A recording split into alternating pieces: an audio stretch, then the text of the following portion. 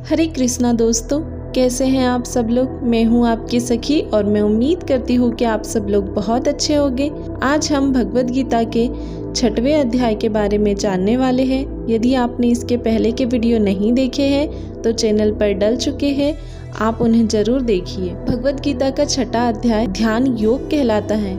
इसमें श्री कृष्ण अर्जुन को ध्यान यानी मेडिटेशन और योग की महिमा बताते हैं। इस अध्याय में श्री कृष्ण समझाते हैं कि सच्चा योगी कौन होता है, ध्यान कैसे किया जाता है और ध्यान करने से क्या लाभ मिलता है। सच्चे योगी की पहचान, ध्यान की विधि और लाभ, आत्म संयम और मन का नियंत्रण, सभी योगियों में श्रेष्ठ कौन है, इस सब के बारे में श्री कृष्ण हमें बताते हैं। इस अध्याय में श्री कृष्ण बताते हैं कि ध्यान के माध्यम से मनुष्य परमात्मा से जुड़ सकता है और आत्म साक्षात्कार कर सकता है।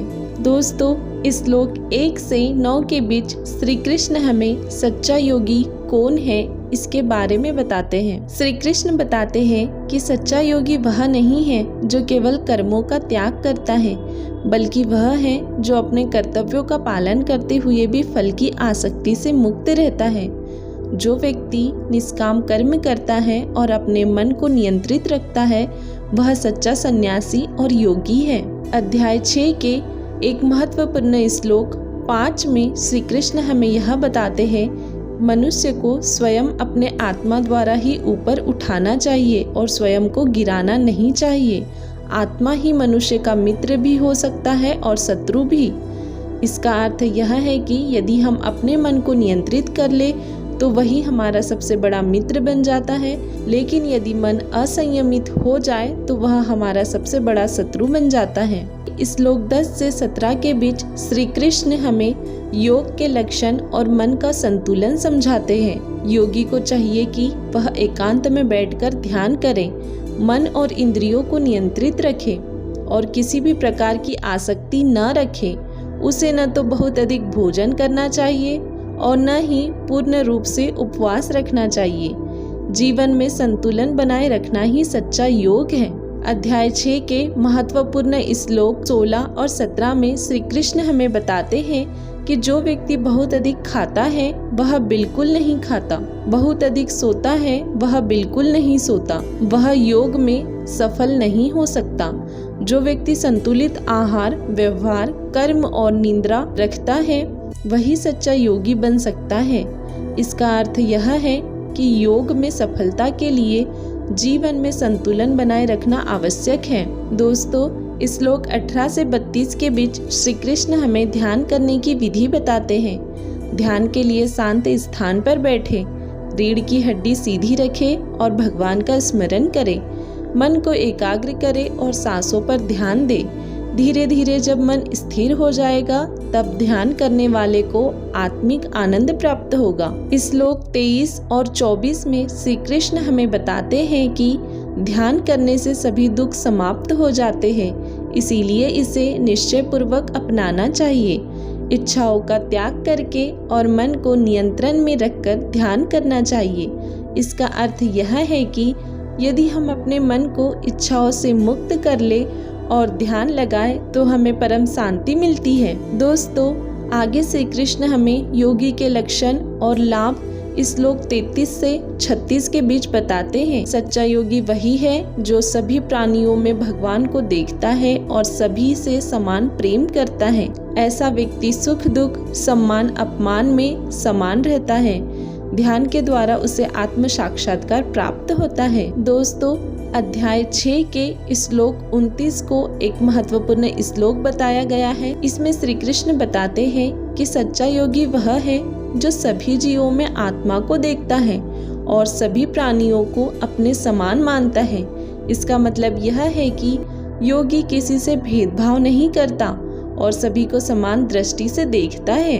श्लोक 37 से 47 के बीच सभी योगियों में श्रेष्ठ कौन है इसके बारे में बताया गया है। अर्जुन पूछते हैं, यदि कोई व्यक्ति ध्यान योग शुरू करता है लेकिन जीवन में सफलता नहीं प्राप्त कर पाता तो उसका क्या होगा। श्री कृष्ण उत्तर देते हैं कि ऐसा व्यक्ति अगले जन्म में उत्तम कुल में जन्म लेकर पुनः ध्यान का अभ्यास कर सकता है अंत में श्री कृष्ण बताते हैं कि सभी योगियों में सबसे श्रेष्ठ वह है जो पूर्ण श्रद्धा के साथ भगवान में लीन रहता है। श्लोक 47 में श्री कृष्ण बताते हैं कि सभी योगियों में यह योगी श्रेष्ठ है जो पूरी श्रद्धा के साथ भगवान की भक्ति करता है। इसका अर्थ यह है कि ध्यान और योग का अंतिम लक्ष्य भगवान की भक्ति और प्रेम है। दोस्तों, अध्याय 6 में हमें बहुत कुछ सीखने को मिलता है, जैसे सच्चा योगी वही है जो संसार में रहते हुए भी आसक्ति रहित होता है। ध्यान योग करने से मन को नियंत्रित किया जा सकता है और आत्म साक्षात्कार प्राप्त होता है।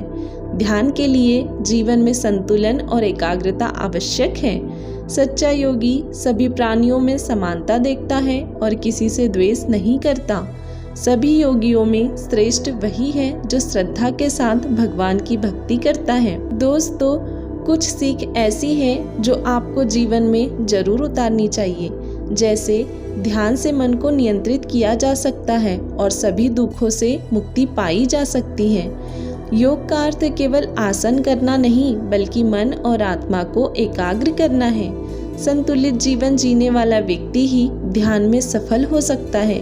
भगवान की भक्ति ही सभी योगों में सर्वोत्तम है। दोस्तों, छठा अध्याय हमें यह सिखाता है कि ध्यान योग यानी मेडिटेशन से व्यक्ति अपने मन को नियंत्रित कर सकता है और आत्म साक्षात्कार प्राप्त कर सकता है। श्री कृष्ण समझाते हैं कि ध्यान करने से व्यक्ति सभी दुखों से मुक्त हो सकता है और सच्चे आनंद की प्राप्ति कर सकता है। यहाँ छठा अध्याय समाप्त होता है। अगला अध्याय ज्ञान विज्ञान योग, जहाँ श्री कृष्ण भक्ति और ज्ञान के रहस्यों को विस्तार में समझाएंगे। तो आज के लिए इतना ही। यदि आपको यह वीडियो पसंद आया है तो वीडियो को लाइक कर लीजिए और चैनल को सब्सक्राइब कर दीजिए ताकि ऐसे ही वैल्यूएबल वीडियो आप तक के पहुंचते रहें। यदि आप चाहते हैं कि गीता के इस पाठ को आपके दोस्त भी सुन सके तो उन तक इस वीडियो को शेयर कर दीजिए। बाकी हम मिलेंगे नेक्स्ट वीडियो में, तब तक के लिए हरे कृष्णा।